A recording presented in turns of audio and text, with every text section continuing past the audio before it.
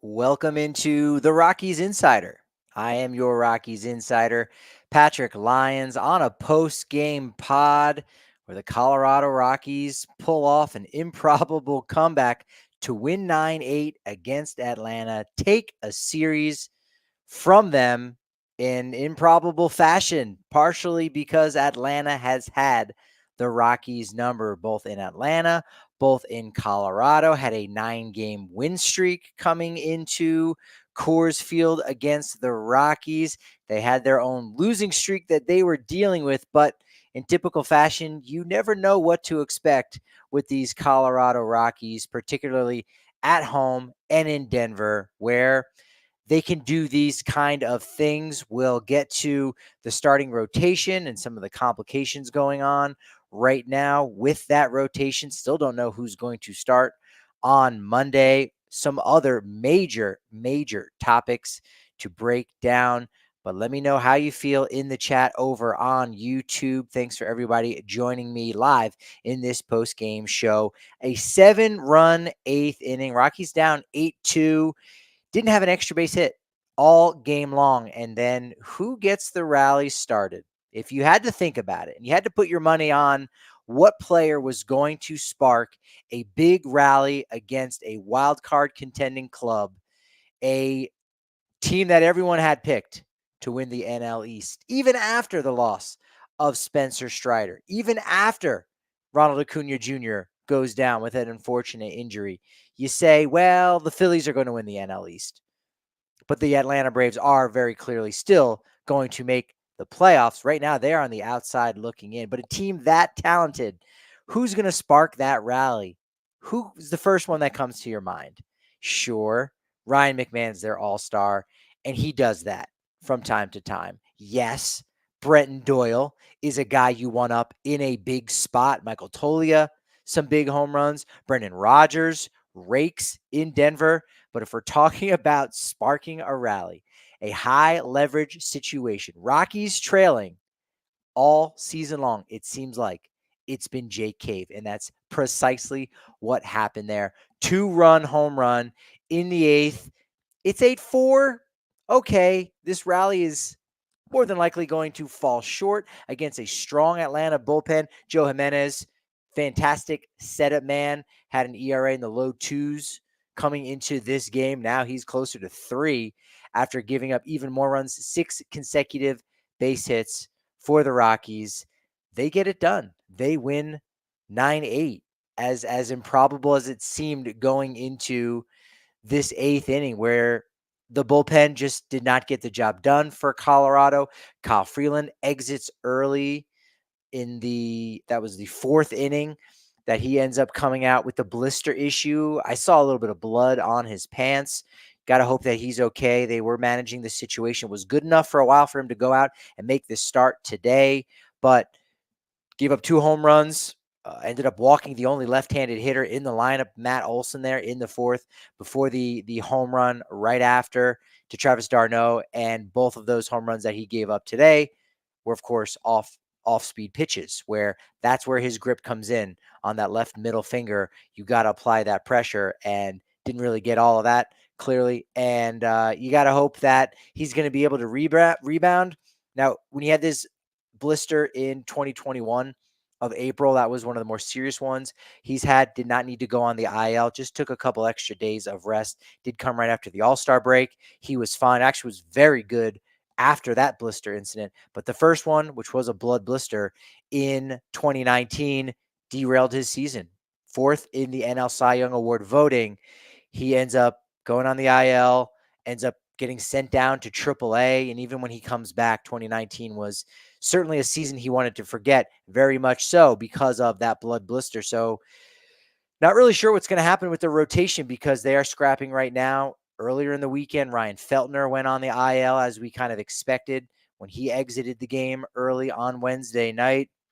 Imaging came back clean, but the lat area in the right shoulder looks good, but very sore.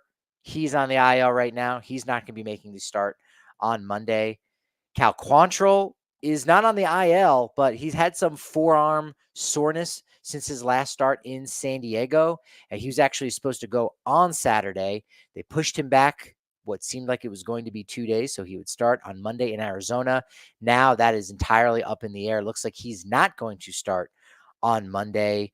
Don't know who is going to start in tomorrow's game, partially because so many of the long relievers that they have called up in this past week or that they've used in the last week, they've gone multiple innings. You saw Noah Davis on Saturday, 2.1 innings pitched. Did a very nice job, only gave up 1 run. I think he's someone who deserves another shot at the rotation, but with 1 day's rest, he's not going to get the ball on Monday. You saw Josh Rogers get called up with Dakota Hudson, who did make the spot start on Saturday.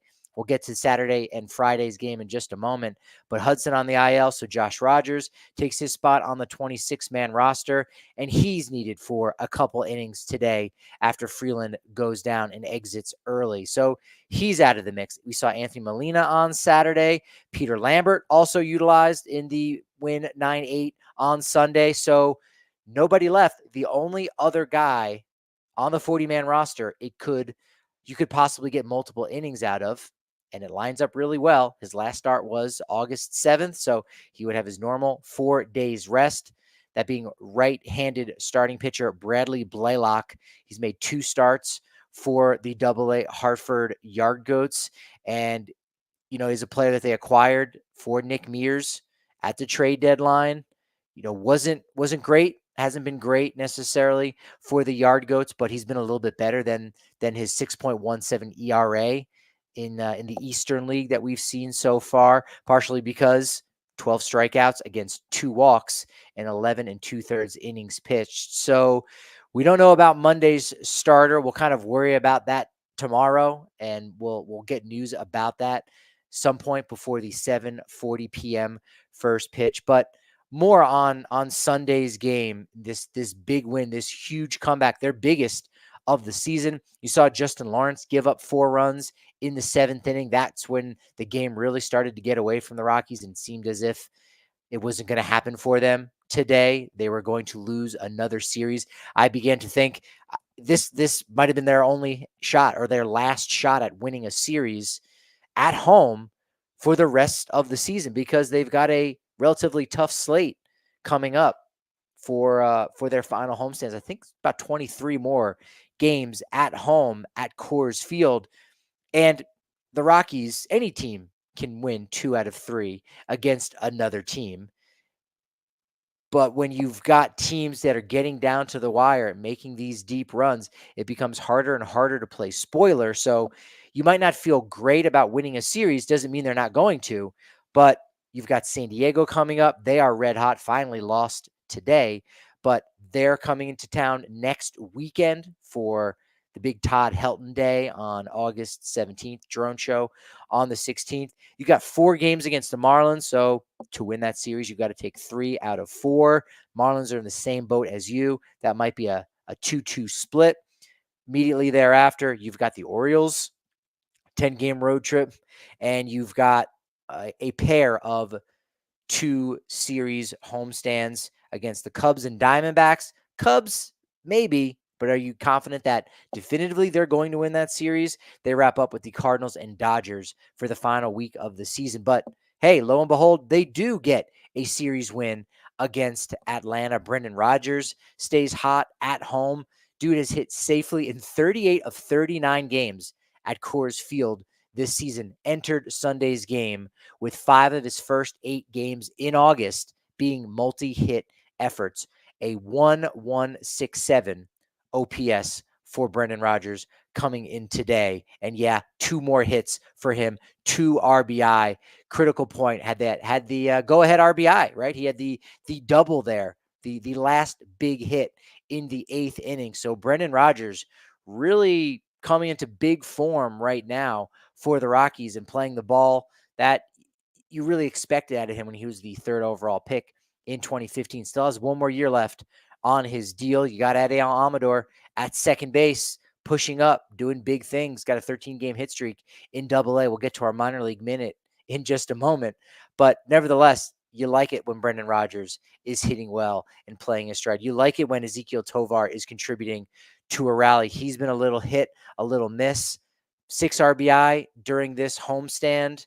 So that's certainly a positive. Excuse me, 5 RBI in this homestand, but still far too much swing and miss. So he's struggling a little bit, but we've grown accustomed to that for Tovar, right? We saw him last month at the beginning of July going 0 for 30 during a stretch, and then immediately coming back, bouncing back, and having a great string of games there. So Tovar, you take the good with the bad in these kind of series in general. Atlanta hit a ton of home runs this weekend.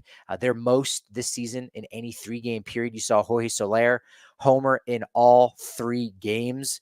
He's got 4 home runs at Coors Field. Don't forget, came to town when he was still a member of the San Francisco Giants. Has 6 home runs against the Rockies this season in 13 games.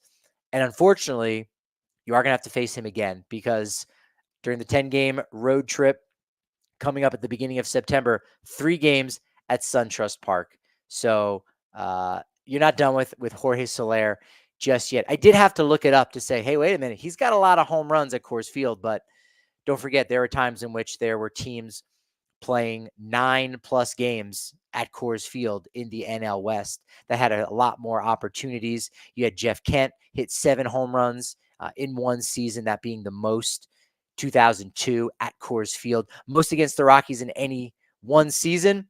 Barry Bonds, Reggie Sanders, 10 home runs in 2001, both those 2 guys. So that's pretty impressive. Sosa in 1999, 9 home runs in 9 games.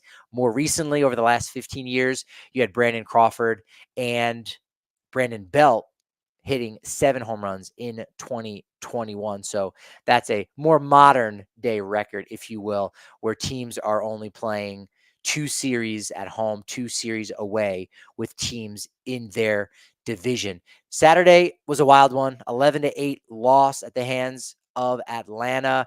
Sam Hilliard, he did it on Sunday. He had another multi-hit performance against his old club, 3 for 4 on Sunday. He was also 3 for 4 with 5 RBI, career high 5 RBI on Saturday night. It was great to see him have a wonderful little revenge game, especially after Friday night when you had Tanner Gordon and Victor Vodnik, 2 players traded for Pierce Johnson last summer at the trade deadline.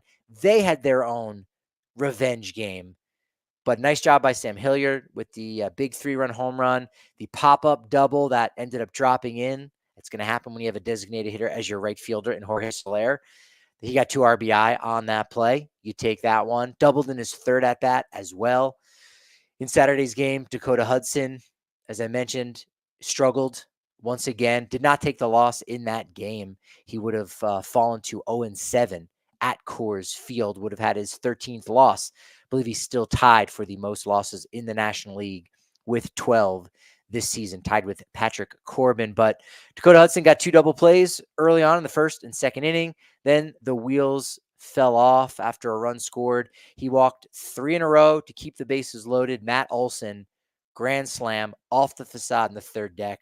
Ball went incredibly high. I think it had an exit velocity of around 108 and a launch angle of 41. So dude just hit a no doubt pop-up that seemed like it traveled a lot more than, I believe, the 417 feet that StatCast ended up giving that. He ends up hitting 2 home runs, sets a career high with 6 RBI. Matt Olson, we were talking about it in our Just Baseball Slack room, and some of the conversation this weekend going into Rockies Atlanta was, hey, maybe you ask Matt Olson what's going on this year after hitting 50-plus homers in 2023. 2024, not as potent offensively. So Matt Olson really getting right just a little bit. Shout out in the chat there, Baseball History Nut. Great follow on Twitter. I believe it's at @nut_baseball or @nut_baseball history. Appreciate you. You got Shoeless Joe in our background here in the YouTube studio. It is Shoeless Joe. Got a Field of Dreams theme going on. Appreciate that. 1987 Topps is the backdrop, uncut sheet of cards. So appreciate the love for everybody over on YouTube. If you're just listening to this as a podcast, head over to the Rockies Insider channel over on YouTube. Saturday was that wild one. If you were there, you participated in probably one of the strongest waves I've ever seen. Like everybody in the ballpark was doing it. 46,000, just shy of a sellout. One of the reasons was probably because of the giveaway. This was one of the better ones for sure. And Ezekiel Tovar, City Connect. This thing looks really nice. It's got the 5280 patch on the sleeve. City Connect. I mean, who's better? Whose is better than the Rockies? I don't think there's any. It's like Coors Field. What's a better ballpark? Some people have other ballparks higher on their list. It's more likely that the City Connect jersey is higher in the top 30 rankings than ballpark. Coors Field's always in the top 5, top 10. City Connect always in the top 5. It's hard to put Coors Field ahead of a Fenway Park, ahead of a Wrigley Field, even PNC Park. They're going to be number one on just about every single list. But there are a lot of lists with the City Connect Rockies number one. Got some intel about a new City Connect jersey coming up for the Rockies, maybe next year. We'll talk about that this week on the Rockies Insider. Going to get a few more guests coming on down the pike. We'll preview the Arizona Diamondback series on Monday morning, Mountain Standard Time, with Jesse Friedman of PHNX Diamondbacks, one of my closest buddies in the industry. Diamondbacks doing some super interesting things. Now, on Friday night, that was a big win. 6-5 over Atlanta. As I said at the top of the show, Rockies had dropped 9 consecutive games to Atlanta going back to August 31st of 2022. Rockies had lost 13 of their last 14 matchups, and yet they're able to pull it out thanks to a guy they got in a trade at last year's deadline. See, these deals can work out. Sure, Atlanta probably feels like they won that trade because they got rid of 2 guys they didn't really feel they had much value for, but the Rockies end up utilizing both of them, getting the win on Friday night. Tanner Gordon, 5 innings pitched, gave up 2 runs, but did not walk a single batter, struck out 7. We had not seen a rookie with 7 strikeouts or more and no walks since Germán Marquez in 2017. So Tanner Gordon could be a guy in the conversation for next year's rotation, despite the fact that right now there are a lot of veterans. There's 5 veterans coming back next year in the rotation. How is Tanner Gordon going to fit into that? Go back and listen to the conversation on Thursday I had with Skylar Timmons of Purple Row, where we talked a little bit about how you're going to turn the keys over to these young players. How are you going to prepare yourself once Gomber and Marquez and Quantrill are all free agents after the 2025 campaign? You got to get ready for that. Tanner Gordon could be one of those key players. Vodnik picks up his 7th save of the season on Friday. He got his 8th on Sunday. That is now 3rd most for a Rockies rookie reliever in team history. Number 2, Carlos Estevez. Don't forget about that. 2016, they went to the playoffs in 17 and 18. So maybe that bodes well for what Victor Vodnik is doing right now, late in games. And number one, think about it for half a second, but it should jump right out at you. Why would a rookie get so many opportunities and be really positioned to save so many games? You got to be winning a lot of games, right? Of course. 2007, Manny Corpus, 19 saves. Or was it 21? Now I'm doubting myself. He's got the franchise record regardless from 2007. So that's a record that's probably safe. But Victor Vodnik doing some big things, and he's been a dog. He wants that ball in the 9th inning, and Buddy and the coaching staff is working with him because he's throwing 100 miles an hour. Now, when he was with Atlanta, they had him working a lot more up in the zone, and Rockies have him working down in the zone to miss those bats. And sure, there's a walk in there. And you saw that earlier in the week in that Mets series, went back-to-back games and unfortunately couldn't get it done in that second day in a row. But he does it on Friday. He does it on Sunday, getting the double play. And in both of those games, defense helping him out in a big way. And Victor Vodnik looks like one of those players you've got going forward where you can say, hey, this is a player that's going to be critical for us going forward the next time that we are going to be contenders, whether it's 2025, you get back to relevance and maybe you're sniffing at 500.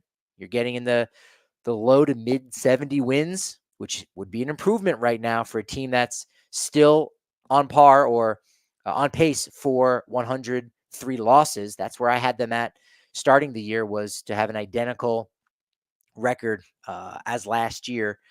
And Vodnik can be one of those guys, along with the Bretton Doyle, along with the Ezekiel Tovar. Ryan McMahon's going to be there. Michael Tolia, maybe he's now a thing that you can rely upon for home runs over on first base. Still got some question marks about Nolan Jones, but you've got some young pieces here that have stepped up. Bretton Doyle, as I said, not just going from a good young piece, but a possible superstar taking form right before our very eyes, getting that 2020 club, stealing his 22nd base on Saturday night.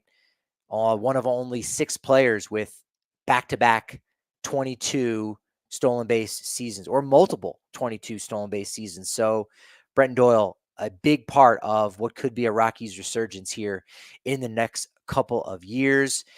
When Bretton Doyle did get to 2020, he finally hit his 20th home run on Friday night. He really was going to be the focus of today's show before the big comeback win on Sunday and before the Olympics ended. And we really had to get into the conversation about, will MLB participate and be allowing players to get involved with the 2028 Olympics in Los Angeles. Before all that, it was going to be all about Bretton Doyle hitting that 20th home run on Friday night, talking with us post-game and saying that, yeah, you know what, I think I probably got a little bit too big. I was really itching at the seams. I'd gone about a week, and I really wanted home run number 20. I really did. And so might have forced it a little bit, but he calmed down, had a much better approach Friday night. Boom, hit number 20. Boom, got stolen base number 22. So is 30-30 a possibility? Is there a chance that he could steal 30 bases and hit 30 home runs? According to Bretton Doyle, it's in play. It's still in the back of his mind. We saw him hit 11 home runs in the month of July. So you've got about 7 weeks left. Can he do that? Can he hit 10 home runs? Can he steal 8 more bases? Absolutely. Could Bretton Doyle become the 4th player in Rockies history to be a part of the 30-30 club? 100%. 100%. He can join Bichette and Ellis Burks, who did it in 1996, and Larry Walker, who did it in 1997. We're almost 30 years out from the last time you had a player that flashed that kind of power and displayed that kind of speed. Bretton Doyle, he's the real deal. He really is the real deal. Some news and notes for August 11th. Want to give a happy birthday to Bryn Smith. Who's Bryn Smith? He's the oldest living Colorado Rocky. Turns 69 years young on Sunday. Congrats to him. He was the oldest Rocky on that expansion team, and no one older came on board right after that. So oldest living Rocky, 69 years old, Bryn Smith. Happy birthday to him. Ian Stewart was traded on this date in 2007. You might remember that. Rather, he made his major league debut on this date in 2007, was traded a few years later, along with Casey Weathers, to the Cubs for Tyler Colvin. And yeah, DJ LeMahieu, one of the best trades the Rockies have ever made, thanks to Ian Stewart. But he made his debut on this day in 2007. And this is a cool one, again, that a lot of people will remember from the heyday, if you will, from that 17-18 run. Those guys are very much still beloved in Denver. Blake Street Bombers, those are the guys that, people go crazy for, rightfully so. That was really the prime era of the Colorado Rockies, where they came to form. And he said, hey, we really do have a major league team here in Denver, and it's the Blake Street Bombers. That's fantastic. But the 17-18 guys are pretty special too. On this date in 2017, David Dahl of the Rockies ties a major league record set in 1941 by Cincinnati Reds Chuck Alano by getting a hit in his 17th straight game since making his major league debut on July 25th. So David Dahl, big things, big prospect, eventually came to fruition on one hand because he was an all-star in 2019, but after 2020, he was designated for assignment, still kicking around. Wish nothing but the best of luck for David Dahl and his family. And finally, the minor league minute, Double-A on Saturday. That was a special one. You wanted to have a ticket for. It was a doubleheader against the Giants Double-A affiliate, the Richmond Flying Squirrels. So, hey, these are guys that are going to be going toe-to-toe at Oracle Park in San Francisco and at Coors Field in Denver. Rockies, Giants. You had Sean Sullivan and Chase Dollander, both games of a doubleheader. That is a matchup. Sullivan has not allowed a run through his first 2 starts, 9 innings pitched, 0 runs allowed. He does a great job, only allows 2 hits, doesn't walk a batter, only strikes out 2. But again, no one scored from the Giants affiliate there. And then the right-hander, Chase Dollander, 6 innings pitched, also 2 runs, also 2 hits, does not give up a run. 1 walk, 6 strikeouts. Dollander now has a 1.86 ERA through his first 4 career Double-A games. That's pretty darn good. Is he going to debut in September? Maybe. There's no rush on him. I don't think it'll happen, but there is a chance. There is a chance, probably a much better chance for Carson Palmquist to debut. He went on Friday night, 5 innings pitched, gave up 3 runs, which for the Pacific Coast League is very much a quality start. Looked much better than the first outing he made with the AAA Isotopes in Las Vegas, which is an even more challenging ballpark to pitch in, I think, than the one in Albuquerque. So nice job by Palmquist. They're not worried about his statistics very much. He is going to make his debut, I think, in the second half. Can't say it's a full-on guarantee, but I feel good about that one. At Patrick D. Lyons on Twitter, at Rockies_insider. Listen, make sure you're liking, subscribing to the channel on YouTube, Rockies Insider, to the podcast as well. Appreciate you and your time. Let's get into the Olympics. Now is that time to have the conversation. The 2028 Olympics are going to be in Los Angeles, right here in America, and baseball is going to be back for that. And I think everyone got wrapped up in this year's Olympics. They're always wrapped up, and rightfully so. The Olympics is an incredible sporting event. It's an amazing time to watch sports. It's an amazing time to be an American, to support your country. It's fantastic. It's a great time in the summer, right? It's a pleasant distraction to have, and the United States is always at the top of the medal table. 40 gold medals going into the final day on Sunday, 126 total medals. So tied for the most gold medals with China and head and shoulders above every other nation for total medals. And on Saturday, it was a pretty cool moment. Once in a while, before a game at Coors Field, they'll use the scoreboard. They'll use the scoreboard pretty much just like a big screen TV. So naturally, they put the game up on the scoreboard, and we got to watch Steph Curry over Victor Wembanyama. It was a fantastic moment to secure the gold medal in men's basketball for Team USA. And you go, well, maybe that wasn't a surprise necessarily, but you had the best players in basketball going toe-to-toe. You had Nikola Jokic in Serbia going head-to-head with the United States, and everyone in Denver and in Colorado and the Rocky Mountain region. Nuggets fans everywhere, a little bit conflicted as to who they wanted to win. Probably more people wanted Jokic to win than they wanted their own country, which could be strange. It might be a conversation for another day, but nevertheless, it was prime sports, right? It was prime athletic endeavor. And when you've got the entire world's eyes on you, that is great for your sport. I think the dream team in 92 participating in the Olympics is probably very much, credited towards the growth of basketball all around the world, all around all these countries that, have little pockets. You say, man, France is quietly a powerhouse. Argentina has a gold medal for men's basketball in the recent history, 2004, believe it or not. Yeah, in Greece. So a lot of that had to do with the best players of the sport, professionals, going over internationally and playing and participating in the Summer Olympics. And this, of course, has been the conversation the past 2 weeks about baseball allowing and finding a way to have their players participate in the Summer Olympics. And I want to talk about that, and I want to see your comments in the chat and YouTube. See a couple already. Appreciate all that support, because the men's basketball team doing it again, was great. You have the best players in the world, the best Americans at least participating in that.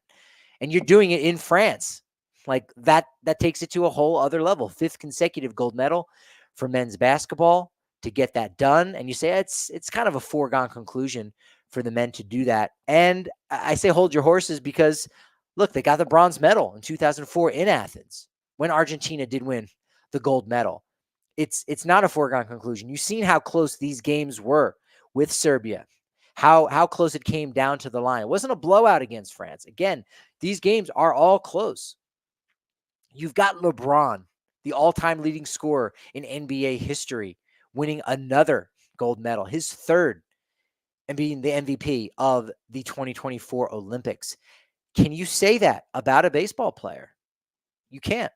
You can't talk about a player's resume and talk about the Olympics because major league players do not participate in the Olympics. They just don't. In the past, there are players who were, in the past tense, big leaguers that participated, but they weren't on a 40-man roster. They weren't the best in the game. Some of them were very good. You saw Todd Frazier do that for a little while there, and you say, yeah, he was one of the best. All-Star, Home Run Derby. Dude was participating and represented Tom's River East, represented the United States and winning the Little League World Series, which we've got coming up here very soon. Unfortunately, Colorado did not qualify. Again, waiting for that first team from Colorado to break into the Little League World Series over in Williamsport. But baseball, I think, could benefit from having players participate in the Olympics. 2028 is going to be the first time in a few Olympics that baseball is back because it hasn't always been a part of the Olympics. 1984 was the first year it was involved in the Olympics in any capacity, very much because it was in Los Angeles at the time. 1984, it was an exhibition sport. In 1988, in Seoul, it was a demonstration sport. It wasn't until 1992 that baseball was first a medal sport. And that continued for a few Olympics through 2008. But then in London in 2012, in Rio de Janeiro in 2016, baseball's gone. It comes back in 2020 in Japan. That makes sense. Japan is a baseball playing and baseball loving country. So it returned. And then France, Paris, 2024, this summer, no baseball. So baseball is not a world sport in the same way that basketball is. And it's certainly not the same way that soccer is. And that's one of the reasons why the World Baseball Classic came about, because Major League Baseball, up to this point, has not allowed players to participate in the Olympics. And there is no world game for baseball. We call it the World Series, but we know it's only teams in North America. We know the best players in the world come and participate. But is it really the best players in the world? If you had an open tryout with all of the greatest players all around the globe, I think you'd probably see a lot more Japanese players, players from South Korea, more players from Mexico, Puerto Rico, Dominican Republic. Very well possible. But nevertheless, baseball has not been on the world stage other than the stage it has only recently created with the World Baseball Classic. So baseball and MLB participating in the Olympics would take things to another level. In fact, Shohei Ohtani said to Sports Illustrated at the All-Star break, quote, "I'd like to play in the Olympics." Also knowing the fact that there will be non-baseball fans watching the games as well, I think it will be really good for the baseball industry. You can't argue with that. Again, the sporting world is watching a lot of sports right now that they don't normally. While it's great that people are paying attention to fencing and water polo, I don't know that it's going to translate to people continuing their curiosity with the best water polo players and their best fencers. But there are going to be some young people watching this that get inspired and go forward and try to make their own dream come true. We also know that fencing and water polo, you can't find that on typical television. You have to almost go out of your way. You don't have to go out of your way for baseball. It's there. You just might not care about it. And this is part of MLB's problem, in growing the game. You have to get more people to care about your product. You have to put your players front and center. And for 2 weeks, when everybody in the sporting world is watching the Olympics, that is an opportunity for you to pull in more eyes and to make more baseball fans. Think about how many new baseball fans were made in 2023 when you had Japan versus the United States. You could not have scripted this. You could not have scripted Shohei Ohtani pitching against Mike Trout. If you tried to script it, everyone would have laughed at you. Everyone would have said, there's no way that can happen. Yes, in theory, it can happen logistically, but things don't play out that way. And in reality, they actually played out that way. And there were so many people in Denver, so many people that were sports fans that said, because of the World Baseball Classic and because of USA versus Japan, that they said to me, to my face, and I know why, they said, I forgot how much I love baseball. I forgot how great a sport baseball is. And they've forgotten, unfortunately, because of the Colorado Rockies, sapping some of that fun, sapping some of that love and that enjoyment because of their losing ways, because of that Nolan Arenado trade. I don't want to beat a dead horse, but the bottom line is baseball is a great sport. It's a fun sport, but it's not as much fun when you're not winning. And unless you are a diehard, unless you are a hardcore baseball fan, like myself, like everybody listening to this right now, your interest may wane at various points in the year or over the years, unless you're a hardcore. And so if you're not a hardcore, you need these kind of reminders like the Olympics. Bryce Harper also said to Sports Illustrated, you want to grow the game, right? Why wouldn't you want to grow it at the peak of sports? I don't know, Bryce, because I'm with you. I would love to see that. Everyone's talking about these other sports in the Olympics, these great athletes, and they deserve that attention. Sure, Steph Curry, LeBron James, Kevin Durant, these guys don't need more attention than they already get. Nevertheless, hey, if they're on, you're going to watch. You're going to care. You're going to participate in it. And it's great fodder. It's great what if scenarios that you finally get to see and come to fruition. And it's the best athletes playing against the best athletes. That doesn't happen right now with baseball.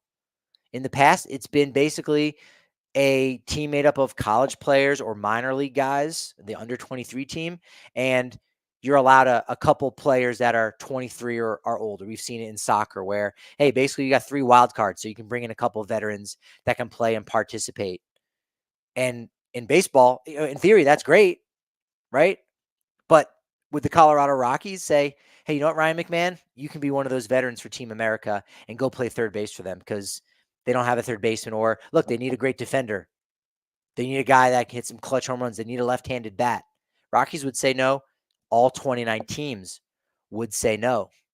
And that's part of the problem.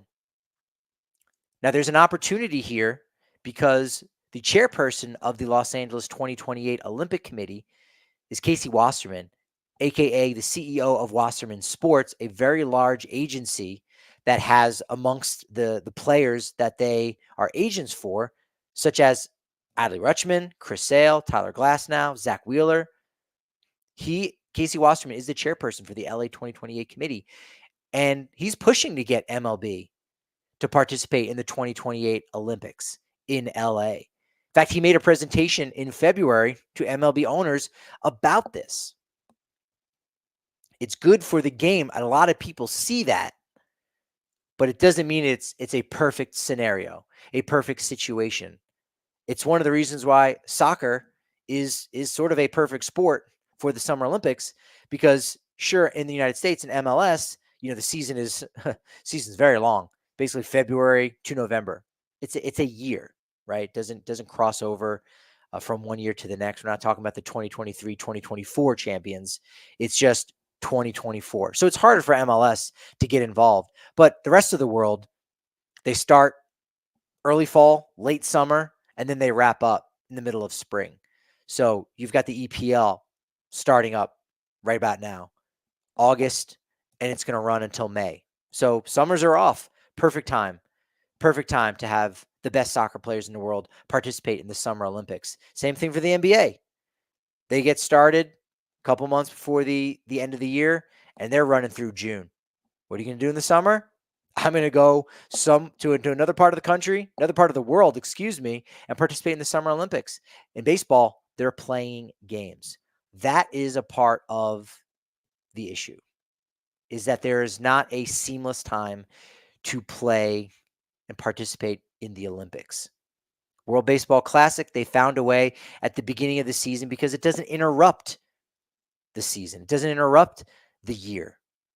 It allows guys to go out, play these games, which it's a tournament, right? So it's hard to say that it's an exhibition, but at the same time, these players are getting paid hundreds of millions of dollars, and these owners are making billions and billions of dollars, but they're making it for the regular season, not for the love of the game and for the WBC. So WBC is trying to grow the game, and it's done an incredible job to do that at the beginning of the year.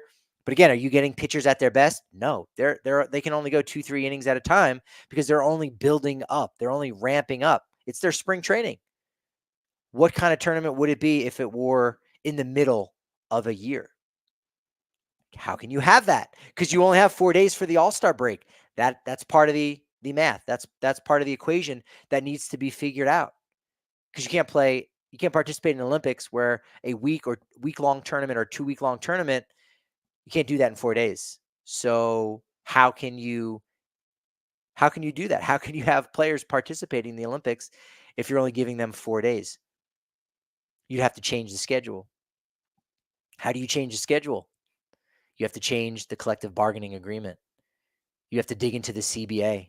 And therein lies the biggest problem, because there are laws that govern baseball, laws that govern MLB, the MLB Players Association. And you can't just do what you want and fabricate something of, hey, we're just going to allow this. Well, hold on, there has to be some checks and balances. You got to get insurance for these players. That's why Clayton Kershaw didn't participate in the 2023 World Baseball Classic. He couldn't get insurance for him. There's questions about his arm, right? He's an older guy. You can't get insurance for him, you can't participate. That's how it works. So for the CBA, you'd have to work something out. Now, the CBA ends in 2026. The next WBC is also in 2026, in March. They moved it up a year, right? You want the WBC to be every 4 years, similar to the Olympics, similar to the Euro. But you had the looming CBA discussions coming up saying, we might have to postpone the WBC if we've got a lockout. And folks, we might have another lockout coming up. So the WBC is in 2026 in March.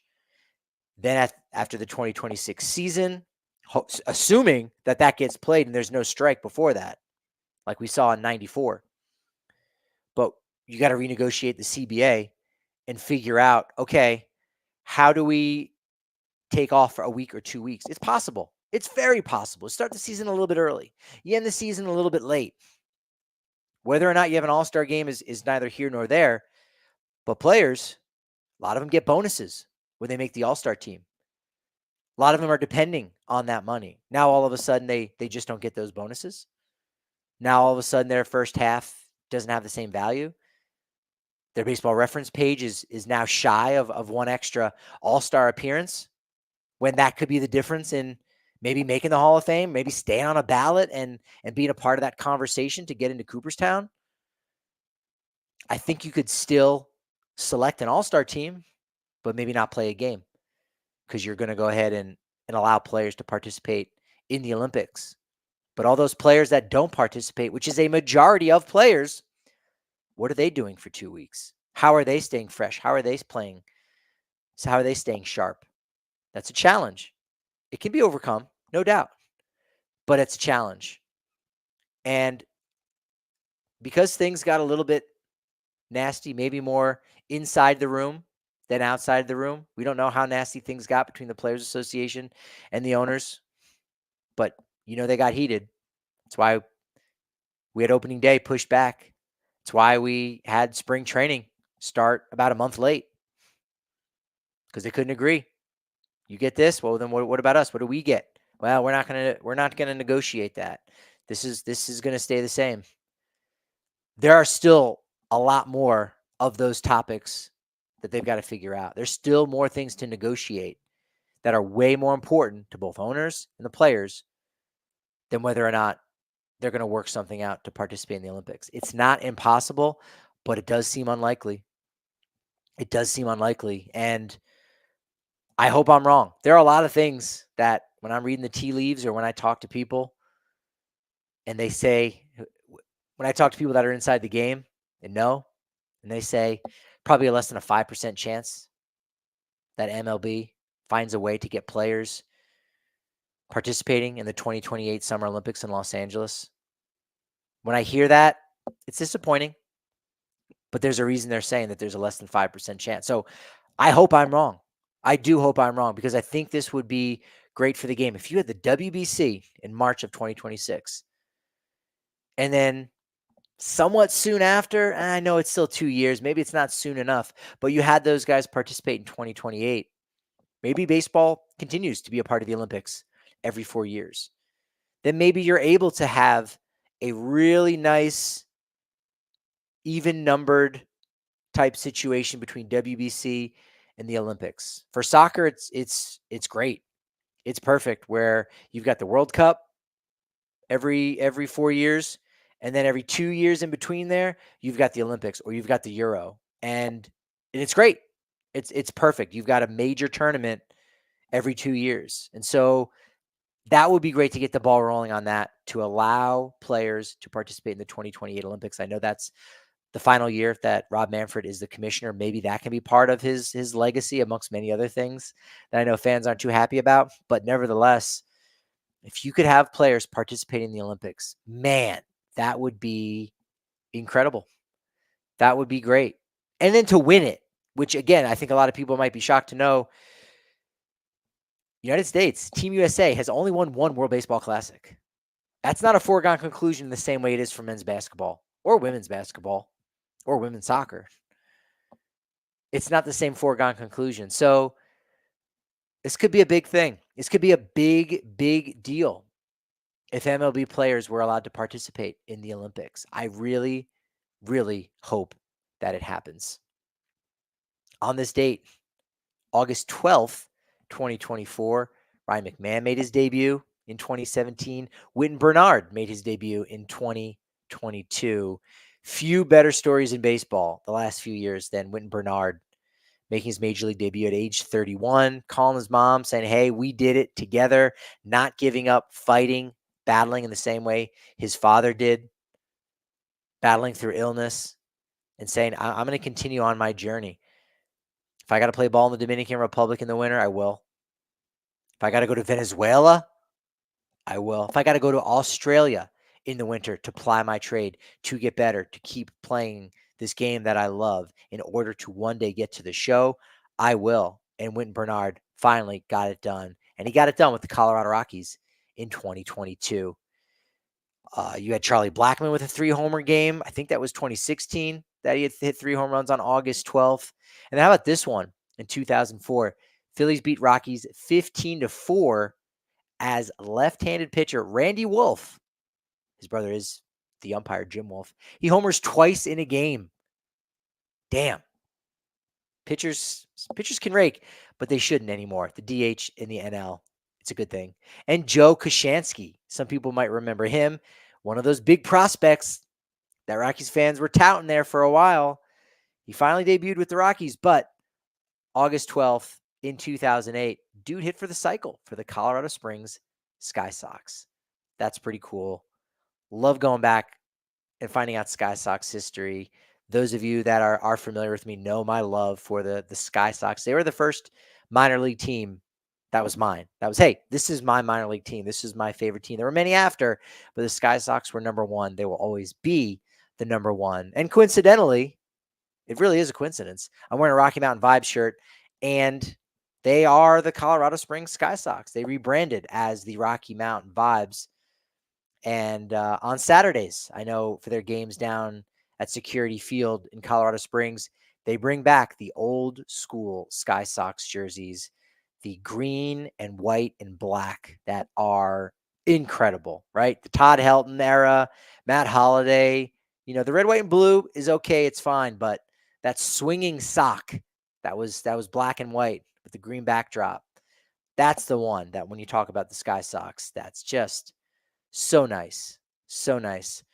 I do want to make sure to mention that from Sunday's big game, a couple post-game notes worth reporting on. I thought that was pretty cool. Sam Hilliard, again, 3 hits on Saturday, 3 on Sunday. 4th Rocky with back-to-back 3-hit games this season. Charlie Blackmon did it April 2nd and 3rd. Elias Diaz, May 21st through 22nd. And Ezekiel Tovar, May 31st to June 1st. Caves, 6th home run of the season, that 2-run shot that sparked the 8th inning rally. All 6 of his home runs on the season have come since July 4th. Tied a season high with 3 RBI. Good for him. Ryan McMahon starting to heat up, 4 for 11 with 2 doubles, 3 walks, and 2 RBI through his last 3 games, all throughout that Atlanta series. It snapped an 0 for 20 stretch, made a great diving play that I saw a lot of people buzzing about online. Mets fans were buzzing about Ryan McMahon, saying, I don't want to see this guy ever again. He's too good of a defender. And so many other people saying, how has this guy not won a Gold Glove before? 2024 might be the year. I'm not ready to go all in on the hot take and say, no, he will win the Gold Glove in 2024. It's not definitive yet. We're getting there. We're getting close. We're getting close for me to put my stamp of approval and say he's going to do it. It's no doubt that he's going to be a finalist for the 4th year in a row. There's no doubt about that. But will he win the award this year? I'm not ready to say it's definitely going to happen. Got to give props to Aaron Schunk, his 2nd career 2-hit or multi-hit game of the season. He's now got a 3-game hit streak, 4 for 11 in those 3 starts. So Rockies looking solid going into the 3-game set with the Diamondbacks starting on Monday. We'll catch up with Jesse Friedman. If you're listening to this on Monday, Jesse Friedman will probably do it somewhere around noontime, maybe 11:30. But make sure you're checking out the Rockies Insider podcast, Rockies Insider on YouTube to join along, to jump in the chat. Even after a show, you can go ahead and leave a comment if you're watching. Make sure you're following on all the socials at Rockies Insider, at Patrick D. Lyons, or Patrick D. Lyons MLB. Appreciate your time for joining. And now's the time for the perfect sign off. And here it comes. Tune in tomorrow, because that's really when I'll be unveiling my sign off.